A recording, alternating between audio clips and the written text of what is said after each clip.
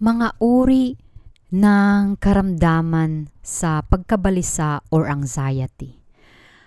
First is yung agoraphobia.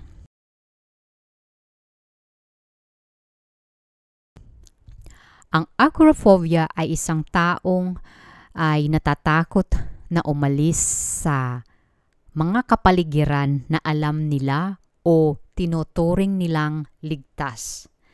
Sa malalang kaso, tinuturing ng isang taong may agoraphobia na ang kanilang tahanan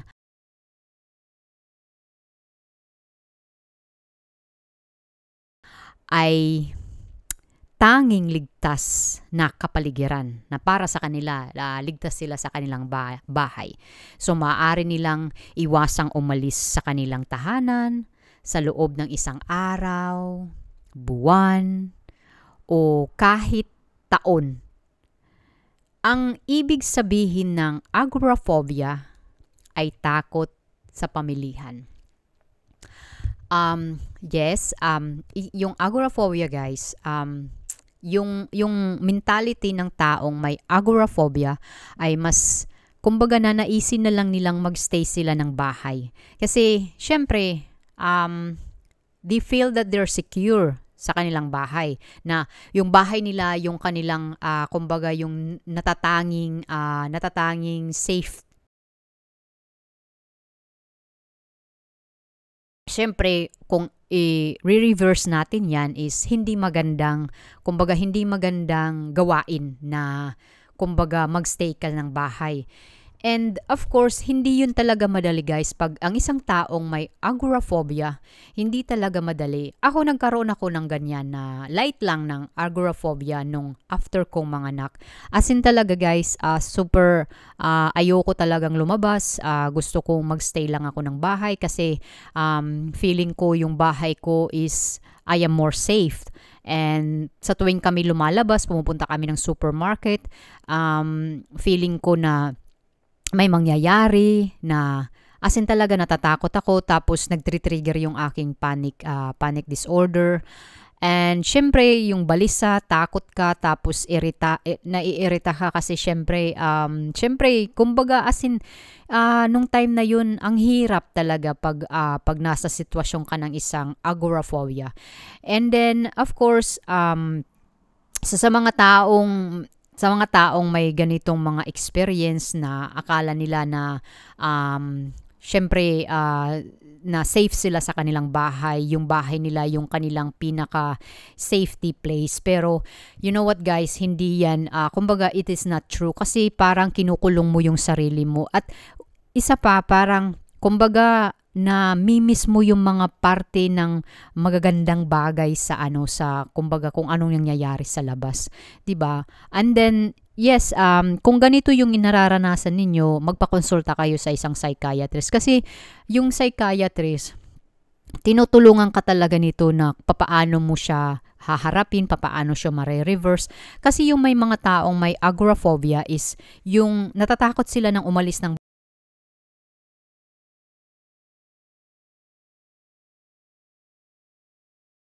bahay mag-isa. I also feel that also nung time na yun. After kong mga natatakot akong lumabas mag-isa.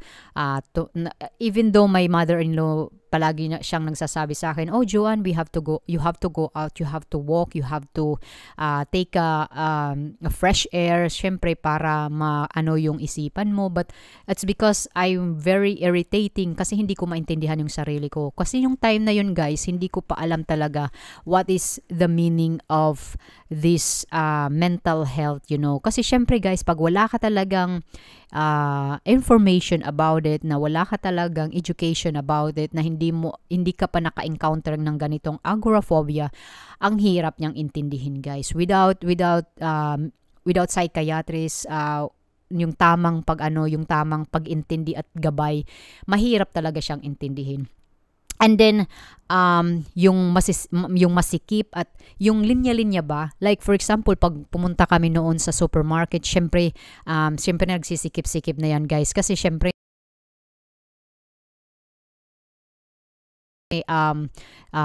maraming mga taong bumibili, and then it's also very irritating to me, especially kung nasa linya na kami ng ng kasa.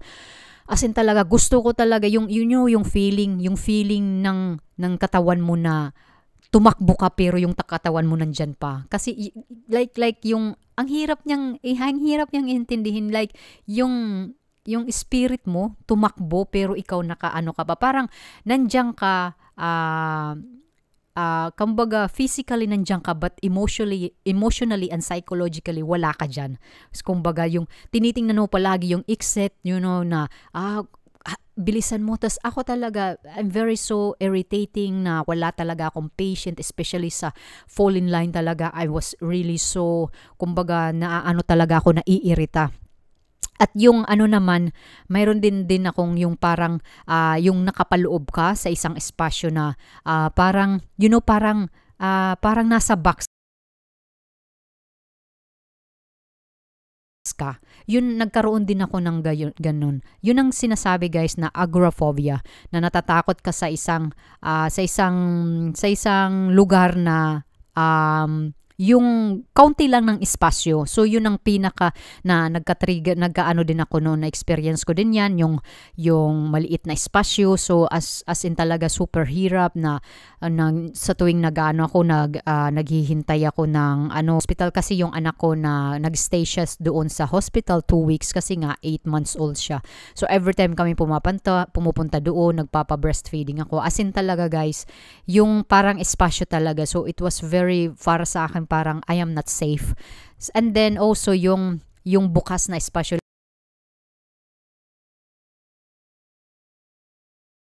like yung malawak na espasyo. Kumbaga hindi mo ba talaga maintindihan saan mo ilulugar yung sarili mo pag pumunta ka sa maliit na espasyo? Makakaramdam ka. Pag pumunta ka ng open space, nakakaramdam ka rin ng agoraphobia. Kasi guys, hindi mo maintindihan yung sarili mo. Kasi wala ka talagang kaalam-alam about what is agoraphobia. Ano yung dapat mong gawin, yung mga, yung mga dapat gawin na mga step na ganito. So, sana nakatulong ito sa mga taong may mga agoraphobia na nagsasuffer ngayon, or yung mga taong about na wala silang alam about what is agoraphobia, or in case na mayroon kayong kaibigan, yung lang talaga ninyo dapat gawin is ask them to find psychiatrist, like a help, kasi what guys, hindi naman kung ganito yung may agoraphobia ka, hindi naman ibig sabihin na magte-take ka ng medication. You have to do some psychiatrist, tapos ipaliwanag mo sa kanya kung ano yung mga sintomas mo, ano yung mga kinakatakutan mo. And then of course, yung psychiatrist, they will kumbaga they will do with cognitive behavioral therapy. At kumbaga tawag na ito, kumbaga tutulungan kanila na kumbaga papaano ka magre-react. And then also they have also like exposure therapy, yung parang ini-expose ka sa isang lugar or sa isang sitwasyon na kinakatakutan mo. And ako guys, kasi syempre yung aking kasi is nagkaroon kasi ako ng depression, tapos naghalo-halo na talaga sila, nagkaroon ako ng agoraphobia. And then of course, syempre pag pumunta ka na ng psychiatrist, and then you have to tell everything to him, syempre sila sinasabihan kanila na papaano mo ito gagawin, ano yung dapat mong gawin, ano yung ma-response mo, and then they also advise na kailangan mo talagang lumabas. Huwag mong ikulong yung sarili mo. Like all the psychiatrists, yun ang kanilang sinasabi na kapag nade-depress ka, kapag you feel down to yourself, the only thing you have to do is you have to go out, you have to walk at least to be refreshed in your mind, na hindi ka kasi pag nasa bahay ka talaga, I agree with that, pag nasa bahay ka talaga, more on you're just like spinning around inside of you. So mas talaga, kumbaga mas maganda talaga na lumalabas ka kasi syempre wag mong hahayaan na kumbaga maano ka nito ng agoraphobia kasi pag too late na talaga mahirap yun guys. I also watch some of the YouTuber na he have this agoraphobia and pumunta siya kumbaga takot siyang sumakay ng eroplano kasi nga mayroon siyang panic attack. Takot siyang pumunta ng crowded, takot siyang pumunta ng mga concert sa mga sa mga cinema like that, yung pinaka na pasilyo kasi 'di ba pag sa cinema 'di ba yung pasilyo 'di ba parang ikaw pag mayroon kang agoraphobia yung feeling mo talaga ay maliit na espasyo yung na mo tapos madilim. So of course kung mayroon kang ganyan yung kanya talaga is he faced that. So and then now he also helping other people. I follow him in Instagram. And also I follow him in his YouTube, and it was really so nice and I really love it kasi nakakaano talaga, kumbaga nakakapagbigay talaga ng kaalaman. Ako, I never been scared to fly kasi nung 2019 I was still on process my depression. Hindi talaga, never akong natakot na sumakay ng airplane, never ako, kasi yung iniisip ko guys, I'm going to see my parents for how many years, for how many 6 years na hindi ko sila nakita. And having panic attack and anxiety. You know what guys, I'm just like more cool and calm. Kasi, you know what, yung reverse ko yung isipan ko. It's because sa tulong ng psychiatrist na, of course, I always tell them what is in my mind. I'm very vocal, I'm very open about it. Kasi guys, pag pumunta ka ng psychiatrist, pag hindi ka open, baliwala lang yung effort mo. Baliwala lang yung psychiatrist na ina-advise ka pero hindi mo ginagawa. Dapat mo din talagang gawin yung parte mo. Kasi syempre guys, pag hindi mo ginawa yung parte mo, of course hindi ka gagaling, 'di ba? So that's always the same. Like pag pumunta ka ng hospital, pag ang doktor sabihin sa iyo na you have to take this medication until 2 weeks and then magiging okay ka na. It is, you have to follow the rules like antibiotic. You have also to take in a right in a proper way kasi pag hindi ka mag-take ng